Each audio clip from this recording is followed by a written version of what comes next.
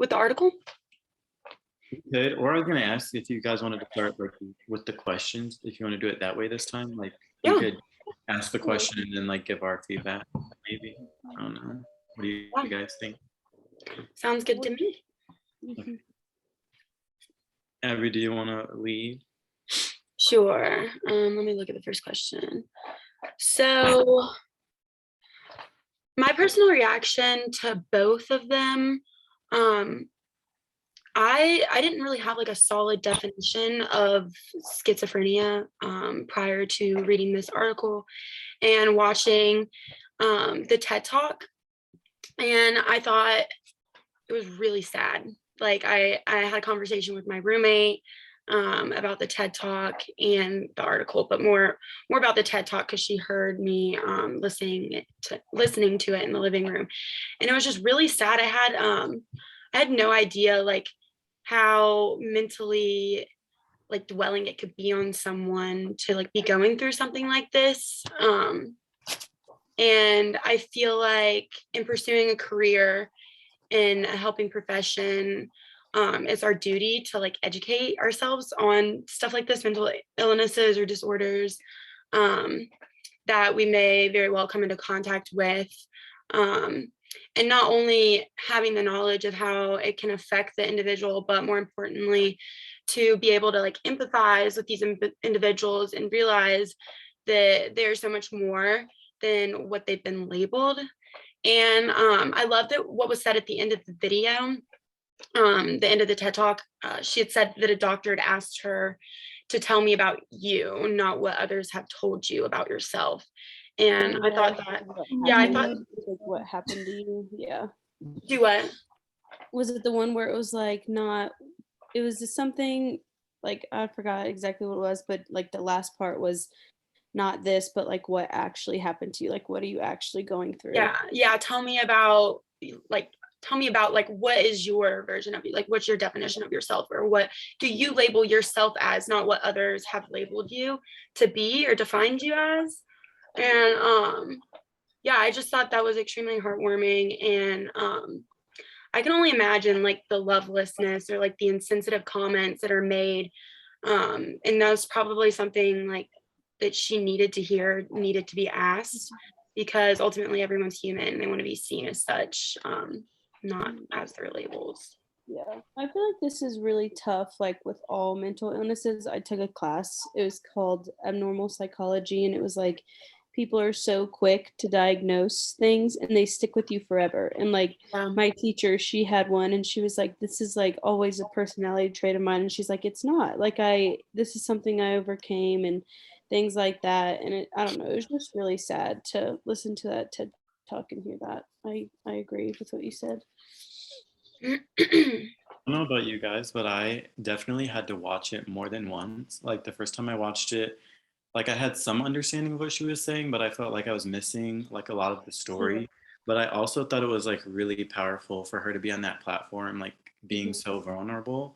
And then also like I kind of did have an emotional response like Abby too, just thinking about like the overall destruction of like her sense of self and kind of having to like go down this path to kind of rediscover like who she was in a way. And then I think it also just really highlights how important mental health is. And then also like how it looks different for everyone. So it's really weird for me because my mom's a psychiatric nurse.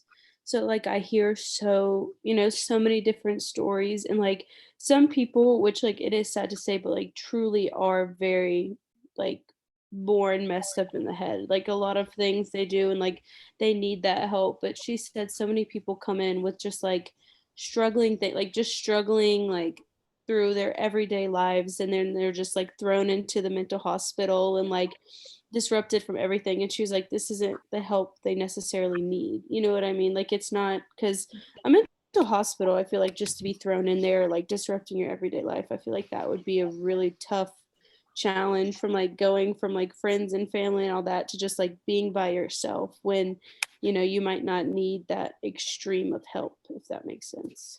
Mm-hmm. Yeah, going off of that, like I have had a lot of mental health struggles, and I've had pretty much that exact conversation kind of with my parents where I was like, potentially I would benefit from maybe going to a mental hospital for a little bit, but it's also so like it takes away your everyday and it isolates you so much that I wasn't sure that was like really the right thing. And I think that there's a lot of avenues to get help. But I think with like schizophrenia, especially, it's really difficult sometimes because people don't know how to get help because it's like still so stigmatized, you know? So like it's so much easier, I feel like, to get help for like depression and anxiety, and they're so much more normalized. But I don't know, I just feel like schizophrenia is very, very stigmatized. Like in the article, there was one part, it's where she says your friends and family are beginning to refer to you as a schizophrenic. And I just like, I don't know, that like my personal reaction, that I just like found that so heartbreaking. I just feel, I don't know, the stigma around it is just very upsetting. Mm-hmm. So Something for me, that, both. oh, go ahead. Sorry. So I am someone who has been institutionalized with a mental illness. I spent 4.5 months inpatient and then 6 weeks in a very intensive outpatient program. So I understand what all of this feels like. I am diagnosed with chronic PTSD from the military. And so reading like this article, I saw a part where it said, is it important to understand that we are faced with recovering not just from our mental illness, but also the effects of being labeled mentally ill. It says, I believe many of us emerge from mental institutions with full-blown post-traumatic stress disorders that are a direct result of the trauma and abuse we may have experienced or witnessed in a mental institution, which is very true, even though I was lucky to go to a military-based program. I realized after I spent 6 months in a hospital that I was suffering from institutionalized PTSD right after that because of the way that the program was a pilot. It was a pilot program. So what they made you do is talk about your trauma every single day. And it actually caused people to become a lot more sick than what they were before they got there. And so just listening to both of the TED Talk and it just made me realize how important it is as social workers or anyone dealing with mental health, whatever you guys do at this degree, that we are mindful that you can't just look at a label and assume a treatment plan or assume how someone's going to respond to certain treatments. Because I've done a lot of treatment in the last 6 years. And I think this is like the first, when I decided to go to school for social work, a lot of people are like, well, you can't do that because you're just as mentally ill as what your patients would be. So once you are labeled mentally ill, especially with like PTSD, major illnesses like PTSD or schizophrenia, people just assume that you're going to be on a like mental crutch for the rest of your life. Or for instance, like my family is like terrified that if I have a bad day, I might, commit suicide because I have struggled with that. But this is like the first year that I've realized the trauma I experienced from just being labeled. And I've done a lot of work to destigmatize mental illness myself by having conversations like this with other people. So I think both of the article and the TED Talk are very important because I think Eleanor, she's actually like the highest you can get for psychology or something, and she works with other people. So it just like reminds me that not everyone has to be perfect to help other people. So, which like going off of that, like I completely agree, but it's like I wish, there were more other options rather than just like putting somebody in a hospital or something though. Like in one of my other classes, they said it was specifically with the military that this lady did artwork. She did like sculptures and whatever they were seeing like in their brains and their dreams or whatever, they like put it on a mask and then like they could decide what they wanted to do with it, like if they wanted to destroy it or something, whatever. And they said that like that proved to be just as effective, not even more, with like rather than putting people in the hospital. And it's just like I feel like everybody's different. And so like you said, like if you have something and come forward and are brave enough to want to get help, then and then it makes it worse, I feel like a lot of people even then would be like, okay, no more. You know what I mean? Like they wouldn't want to continue their journey with getting help and trying to become better. But yeah, I just feel like there should be more. I wish there were more options of like not just hospitalizing people. I wish there was other ways of dealing with it, which there might be, but I just don't know of that. Focusing on people's strengths, whether that be like they are resilient or whatever, is more important than actually focusing on the mental illness itself. Like people are like, I had to learn like that I will never be able to beat PTSD, that I would have to learn how to cope with it. And like knowing that there was a way for me to live with PTSD felt better than me trying to constantly every day like beat it or whatever. So I think that that's like an important like outlook for other people, especially like social workers. We do focus on like strengths-based theories. So perhaps like kind of taking that step back and realizing that people don't necessarily, you can't like help someone beat or save someone, if that makes sense. Like you have to like look at the perspective of their strengths and resiliency. I have a question for you, Belinda. First, thanks for sharing your story and your experiences. But did you feel like the institution you were part of helped or hindered you more? I think in the moment I thought it was helping me because, you know, military and like also like certain other institutions, especially that, you know, deal with people who have certain diagnoses, kind of have almost a bootstrap mentality, like you're going to get through it, or the, you know, the toxic positivity or, you know, whatever. So at the time I thought I was like doing all the right things. And then when I realized like I like felt like I was failing every day, like when I wasn't feeling good, or, you know, if I gained like used my support system, people were like really confused as to how like I was still feeling pretty bad. So sitting here today and looking at it, you know, the hindsight 2020, I feel like it was a hindrance. I feel like being able to connect with people who are very similar to me helped me more than being stuck in hospital with crappy socks for 4.5 months. So Yeah. Also interesting that you say that, Belinda, because it just goes to show you that like the perception around mental illness is so different for everyone. I know for me personally, like my grandmother had paranoia schizophrenia, and I remember my mom just telling me stories of more negative in terms of her mom, just in terms of the fact of her being like disoriented or just angry or sloppy, whereas like her own siblings would describe her as, you know, funny or compassionate. So I feel like there was definitely a difference there, but it wasn't really acknowledged. It was almost told as if she had like multiple personalities, when in reality it was just being perceived differently by who she was around. So I definitely think that it differs from people to people for sure. I got really close to a guy who also had that same diagnosis, and a lot of people just treated him like he was like a ticking bomb. And I like really related to him, although we were there for different reasons. He was like, I don't know, he was just paranoid all the time. And so like the only way I could connect with him is if we talked about comic books. And the way he described him was just as, you know, detailed and beautiful as, you know, looking at the pages. Like if you're looking at all the illustrations, he was really a unique guy. I don't know what happened to him, but when you're labeled, especially with schizophrenia, people just think that you are just done with your life pretty much. It's just not the case.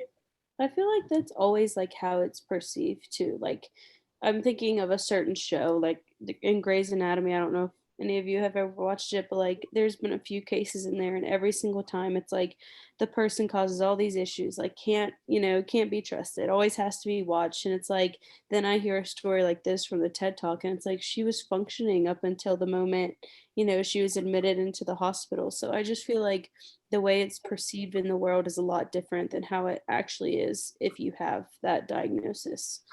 So I thought it was interesting how she started off by saying that she was entering college, new town, new people, like kind of the same type of emotions that most people feel coming into a new environment, not knowing people, anxious. And then as the semesters progressed, she basically was saying that the emotions that she suppressed were coming out in that voice in her head. I thought that was really interesting. And like the more that she suppressed the emotions, the louder the voices got. And yeah, I just thought it was really inspiring, like listening to her talk about where she was and then where she is now, and like how she's overcome that. And like you were saying, Belinda, like not trying to figure a way out of it, but learning how to cope with it.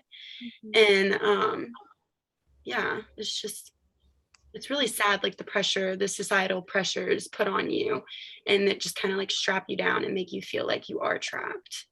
I thought it was interesting too how like she even made comments. She's like, I kind of like them, you know, like, what I mean. She was like, I kind of liked when they're not, you know, when they're not there and stuff. So I don't know. I don't know if that's a good thing or a bad thing, She's but probably so lonely that she was like, it's nice to have like yeah, to like company have that- somebody to talk yeah. to. Mechanism for sure. Mhm. Yeah. No, it I was. love when she said that she felt like she was cheating on her test because she did have two voices going on at the same time. Yeah. And I wish that was my gift. So. Yeah. Yeah. Something from the article that stood out to me was when she pointed out how most people are afraid to just sit in silence with people who are suffering because they feel awkward or uncomfortable. And I feel like most people in these situations feel this way because they don't know. They'll say like, I don't know what to say, or I don't know how to console this person. But I mean, I personally I have felt those feelings before, and I have like asked those questions to myself, like, I don't know what to say or what to do.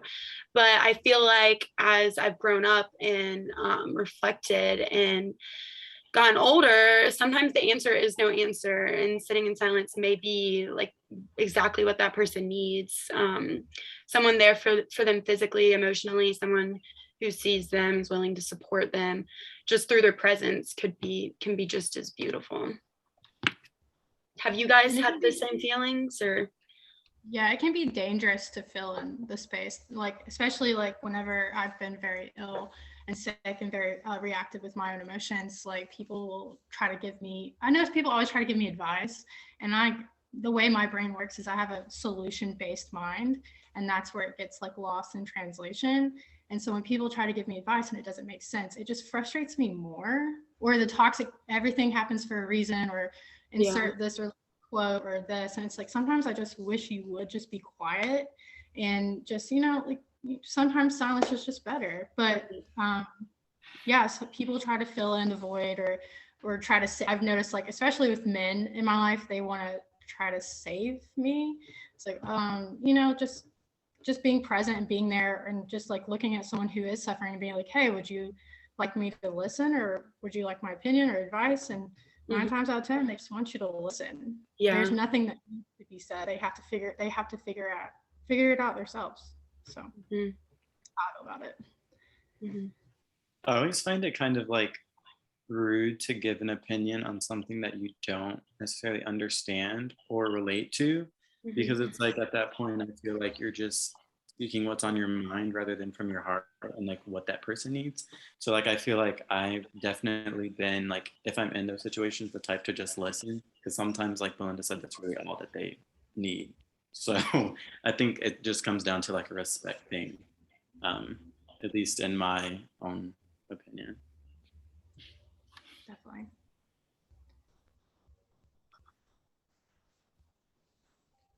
I have a question for you guys. At the beginning of the article, it like briefly brought up the Americans with Disabilities Act and how it has helped remove some barriers faced by individuals with disabilities and has acted and tried to give people an equal chance in society. But do you guys what barriers do you think are still imposed towards the populations with disabilities, even with this in place? I feel like it depends on, like, if we're talking about like professions and stuff, I feel like it will depend on professions too. Cause like, you know, say they might, you know, like a psychiatrist might be able to be somebody who's experienced that, but like I could see them not wanting like a doctor to have that type of disease or something like that. You guys know what I mean? Like I feel like there still is probably still boundaries like here and there with like the depending on the profession, like if you wanted to go for that one or not.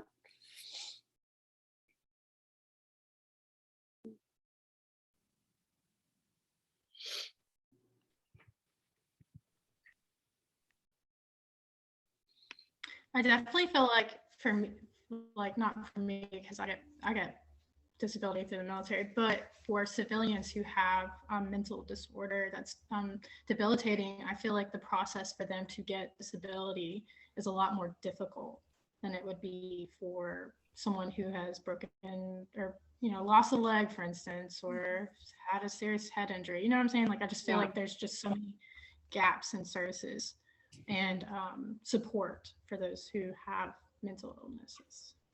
So for me, something that came to mind when I asked myself this question, I'm going into audiology, which is ear doctor, and I have an ASL minor.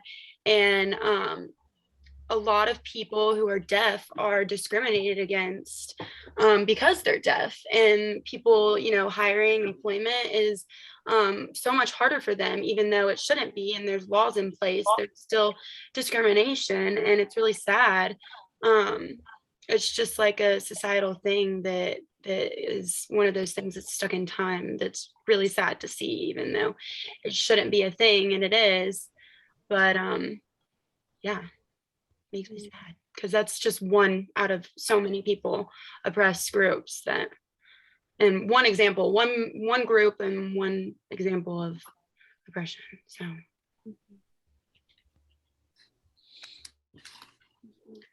well, I think we hit our time.